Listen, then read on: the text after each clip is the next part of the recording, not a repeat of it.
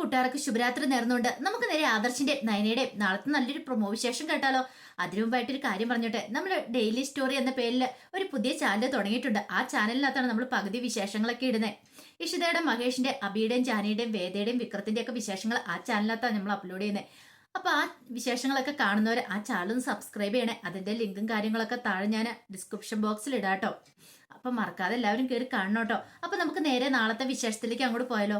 അങ്ങനെ നാളത്തെ വിശേഷത്തിൽ നമ്മൾ കാണുന്നേ നയന മുറിയിലേക്ക് വന്നു കഴിയുമ്പോഴത്തേനും ആദർശ് ഇങ്ങനെ ആലോചിച്ചുകൊണ്ടിരിക്കുകയാണ്. എന്താ ആദർശേട്ടാ, കാര്യമായ ആലോചനയിലാണല്ലോ എന്ന് പറയാം. ഞാൻ അമ്മേനെ കുറിച്ചാ ചിന്തിച്ചെന്ന് പറയാം. അമ്മയ്ക്ക് ഇപ്പൊ ഭയങ്കര മാറ്റം, പഴയതുപോലെ ഒന്നും അല്ല. അമ്മ ഭയങ്കര സ്നേഹം കാണിക്കുന്നുണ്ടെന്ന് പറയണം. നിന്നോട് സ്നേഹം കാണിക്കുന്നുണ്ട്, പക്ഷെ അത് എന്നെ പഴിചാരിയാ കാണിക്കണേന്നും പറയാം. നയന പറഞ്ഞു, എനിക്കും അത് മനസ്സിലാവുന്നൊക്കെ ഉണ്ട്.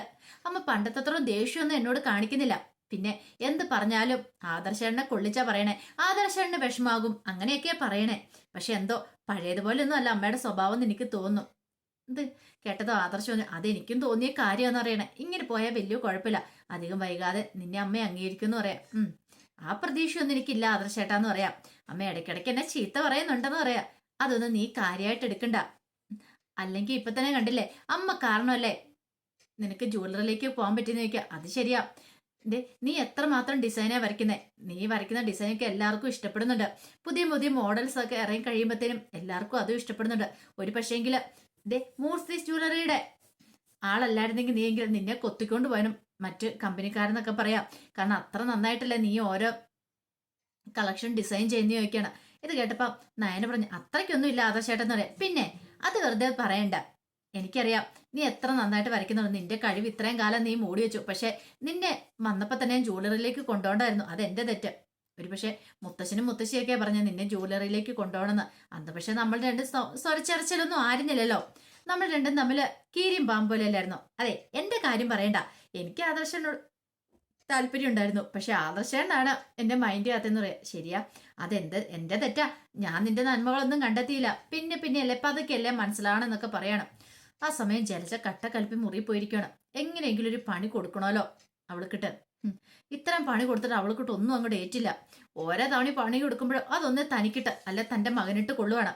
ഇങ്ങനെ പോയാൽ ശരിയാകത്തില്ല. അവളെ ഈ വീട്ടിൽ നിന്ന് അടിച്ചിറക്കണം. അന്നായനെ പോയാലോ ഇവിടെ ഒരു ശുദ്ധികാലശം നടത്താനായിട്ട് പറ്റുള്ളൂ. പിന്നെ നവ്യയുടെ കാര്യം, അവളെ ഇറക്കി വിടാനായിട്ട് എളുപ്പാ. പക്ഷെ നയന ബുദ്ധിയും കൊണ്ടാ കളിക്കണേ. നവ്യനെ പോലെയല്ല. നവ്യ ഇങ്ങനെ ഓരോന്നിങ്ങനെ കടിചൂടിന്ന് ഇങ്ങനെ പറയുന്നുള്ളൂ, വേറെ കുഴപ്പമൊന്നുമില്ല. നയനെ അങ്ങനെയല്ല. അവള് മനസ്സിൽ വെച്ച് പെരുമാറുന്നോളാ. അവളെ വെറുതെ വിട്ടിട്ട് കാര്യമില്ല. ഈ വീട്ടിൽ എല്ലാവരും കൈയെടുക്കാനായിട്ട് അവൾക്ക് പറ്റുന്നുണ്ട്. പോരാത്തതിന് അവൾ മൂർത്തി ജ്വല്ലറിയുടെ മെയിൻ ഡിസൈനർ ആയിട്ടുണ്ടെങ്കിൽ അവളുടെ കയ്യിലായിരിക്കും പിന്നെ അധികാരം മൊത്തം പോന്നേ. ആദർശം നയനെ ഒന്ന് ചേർന്നിട്ടുണ്ടെങ്കിൽ എല്ലാം അവർക്ക് ചെന്ന് ചേരും. അത് പാടില്ല. തന്റെ മോനൊക്കെ വെറുതെ ഇവിടെ ഇരിക്കേണ്ടി വരും. അതുകൊണ്ട് എങ്ങനെയെങ്കിലും അവളെ ഇവിടെ നിന്ന് ഓടിച്ചാൽ മതിയാവളെന്ന് പറയണം. ഈ സമയം നയനയുടെ വീഡിയോസ് വൈറലായി. കാരണം നയനയുടെ കഴുത്തിൽ ആദർശ് മാല അണിയിച്ചു കൊടുക്കുന്ന ജ്വല്ലറി വെച്ച് അങ്ങനെ മാല അണിയിച്ചു കൊടുത്തിട്ടുണ്ടായിരുന്നു. അപ്പൊ അവർ വീഡിയോസും കാര്യങ്ങളൊക്കെ പിടിച്ചിട്ടുണ്ടായിരുന്നു ജ്വല്ലറിക്കാര്. അപ്പൊ പുതിയ മോഡലാണ്. അപ്പൊ അതൊരു പരസ്യം പോലെ അവർക്ക് അത് അവര് സോഷ്യൽ മീഡിയാസിൽ ഇടുവാണ്. ഇത് നയനെ ആദർശം കണ്ടു. അവർക്ക് ഭയങ്കര സന്തോഷമായി. ആ വീഡിയോസ് ഇങ്ങനെ വൈറലായ വീഡിയോസ് കണ്ടു കഴിഞ്ഞപ്പോഴത്തേനും ഒരു പക്ഷെ ഇത് ആരാണ് ഇട്ടേന്ന് പോലും അവർക്ക് മനസ്സിലായില്ല. സോഷ്യൽ മീഡിയാസിലൊക്കെ വരുന്നുണ്ടായിരുന്നു ഈ കാര്യങ്ങളൊക്കെ. പിന്നീട് ദേവേനെ ഇത് കണ്ടു. ദേവേനെ കണ്ടു കഴിഞ്ഞപ്പോൾ ദേവേനെ ഒരു കാര്യം തീരുമാനിച്ചു. തന്റെ മരുമോള് നല്ല കഴിവുള്ളവളാണ്, നല്ല സുന്ദരിയുമാണ്.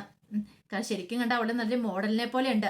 കാരണം അന്ന് ആദർശ് പറഞ്ഞ് നല്ല അണിഞ്ഞൊരുങ്ങി വേണം ജ്വല്ലറിയിലേക്ക് പോകാനെന്ന് പറഞ്ഞുകൊണ്ട് നയനെ ഇച്ചിരി നന്നായിട്ട് മേക്കപ്പ് ഒക്കെ ഇട്ട് നല്ല സുന്ദരി കുട്ടിയായിട്ടാണ് അന്ന് ജ്വല്ലറിയിലേക്ക് പോയിട്ടുണ്ടായിരുന്നത്. അന്നത്തെ ദിവസം നയന തന്നെ ഡിസൈൻ ചെയ്ത ആഭരണമാണ് നയനയുടെ കഴുത്തിൽ ആദർശ് ഇട്ട് കൊടുത്തത്. അത് നല്ല ഭംഗിയുള്ള ഒരു നെക്ലേസ് ആയിരുന്നത്. ആര് കണ്ടാലും ഒന്ന് നോക്കിപ്പോ ആരും കൊതിക്കുന്ന അത്ര ഭംഗിയായിരുന്നത്. പിന്നീട് ദേവേനെ ഇത് കണ്ടു കഴിഞ്ഞപ്പോ തന്നെ ദേവേനിക്ക് സന്തോഷമായി. തന്റെ മരുമോള് സൂപ്പറാണ്. അങ്ങനെയാണെങ്കിൽ അവൾ ഇവിടെ ഇരിക്കേണ്ടവളല്ല. അവൾക്ക് താനൊരു ഗിഫ്റ്റ് കൊടുക്കണമല്ലോ. അങ്ങനെ വെറുതെ ഒരു ഗിഫ്റ്റ് അല്ല, ഒരിക്കലും ആരും പ്രതീക്ഷിക്കാത്തൊരു ഗിഫ്റ്റ് വേണം അവൾക്ക് കൊടുക്കാനായിട്ട്. പിന്നീട് തന്റെ കൂട്ടുകാരുടെ ഒരു മോളുണ്ട്, അവളെ വിളിക്കുകയാണ്. അപ്പൊ അവൾ അത്യാവശ്യം TV ചാനൽ ഒക്കെ വർക്ക് ചെയ്യുന്ന കാര്യങ്ങളൊക്കെ അറിയാവുന്ന പെൺകുട്ടിയാ. അങ്ങനെ അവളെ വിളിക്കണം. എന്താ ആന്റി വിളിച്ചെന്ന് ചോദിക്കുക. അത് പിന്നെ എനിക്ക് മോളോട് ഒരു കാര്യം പറയണ്ട. എന്താ ആന്റി കാര്യം? എനിക്ക് നയനയെ കുറിച്ചാ പറയാനുള്ളത്. ഓ, ഞാൻ ഇന്നാളെ നയനയുടെ ഒരു ഇന്റർവ്യൂ എടുക്കുന്ന കാര്യം പറഞ്ഞു. ഇപ്പൊ ആന്റി പറഞ്ഞു വേണ്ടാന്ന് പറഞ്ഞു. ആന്റിക്ക് അധികം താല്പര്യം ഇല്ലാന്ന് എന്റെ അമ്മ പറഞ്ഞു മരുമോളോട്. അതുകൊണ്ടാ പിന്നെ ഞാൻ അങ്ങോട്ടേക്ക് വരായിരുന്നേ. മുമ്പ് ഇന്റർവ്യൂസും കാര്യങ്ങളൊക്കെ എടുക്കാനാണ് എനിക്ക് ആഗ്രഹം ഉണ്ടായിരുന്നു പറയണം. ഇത് കേട്ട് കഴിഞ്ഞപ്പം ദേവേനെ പറഞ്ഞു, അത് പിന്നെ ഉണ്ടല്ലോ മോളെ. ഇപ്പൊ ഞാൻ വിളിച്ച് വേറൊരു കാര്യം പറയാനായിട്ടാ. എന്തായാലും അതെ, നയനയുടെ ഒരു വീഡിയോ വൈറലായിട്ട് വരുന്നുണ്ടല്ലോ. ഉം. അപ്പൊ ആ വീഡിയോ അത് ടി വിക്കകത്ത് വരണമെന്ന് പറയാ, പരസ്യം വരണമെന്ന് പറയണം. ആഹാ, അത് കൊള്ളാലോ. ഏ, അത് ആന്റിക്ക് കുഴപ്പമുണ്ടോന്ന് ചോദിക്കണം. എനിക്കെന്ത് കുഴപ്പം? അതെ, എല്ലാവർക്കും ഒരു സർപ്രൈസ് ആയിരിക്കണം എന്ന് പറയണം. ആ വീഡിയോ ടി വിക്കകത്ത് വേണം, പരസ്യം പോലെ വന്നിപ്പോ മൂർത്തി സ്റ്റൂലുടെ പരസ്യമായിട്ട് ആ വീഡിയോ വരണമെന്ന് പറയണം.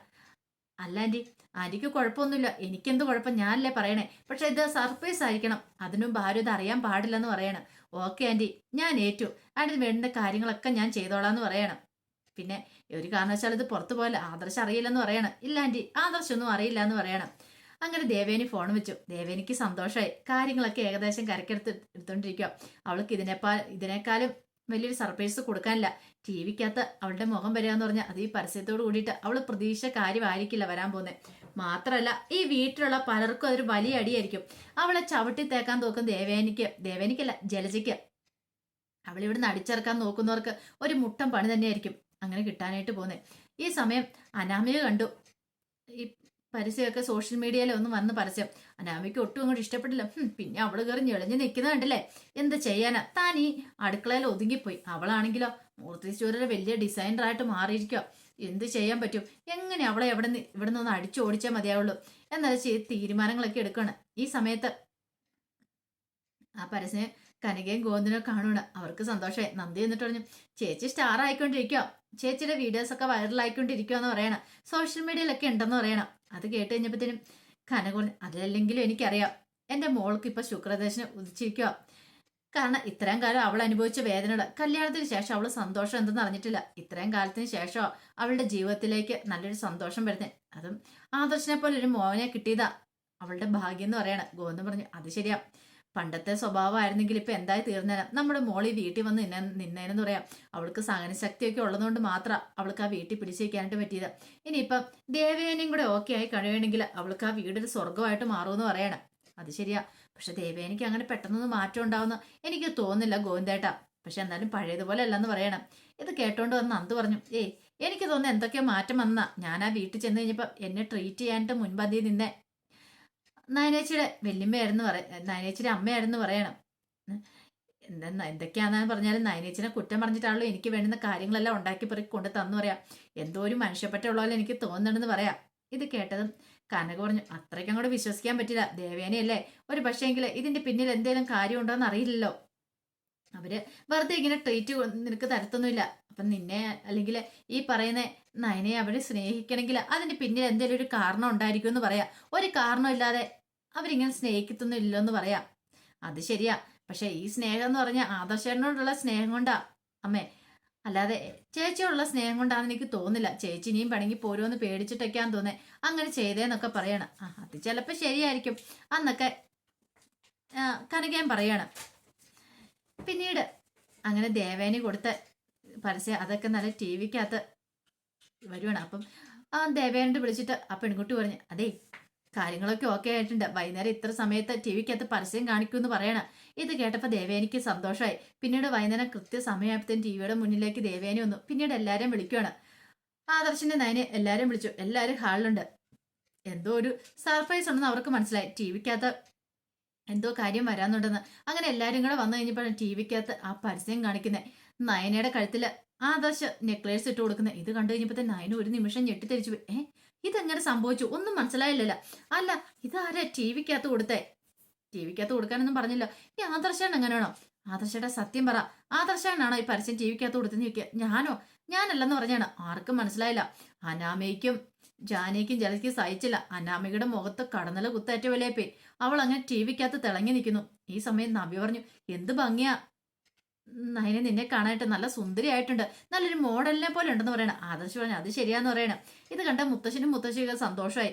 പക്ഷെങ്കിൽ ചേർച്ച പറഞ്ഞു, പിന്നെ അത്രയ്ക്കൊന്നും ഇല്ലാന്ന് പറയണം. ഈ സമയം ദേവേനെ പറഞ്ഞു, ആ ജ്വല്ലറി എന്തായാലും കൊള്ളാം, ആ നെക്ലേസ് നല്ല ഭംഗിയുണ്ട് കാണാൻ അല്ലേന്ന് ചോദിക്കുകയാണ്.